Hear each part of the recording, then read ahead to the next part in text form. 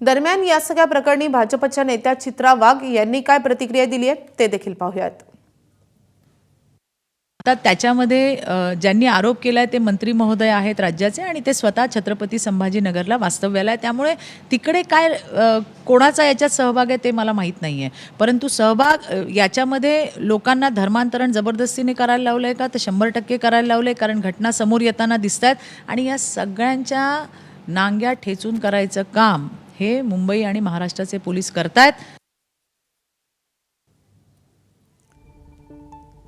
तर मतीन पटेल हे एमआयएमचे नगरसेवक आहेत। निदा खानला गेल्या काही दिवसांपासून छत्रपती संभाजीनगरमध्ये त्यांनीच आसरा दिल्याचा आरोप होतोय आणि आता या प्रकरणी मतीन पटेल यांना सहआरोपी करण्यात आलेला आहे आणि त्यांच्यावर गुन्हाही दाखल झालेला आहे।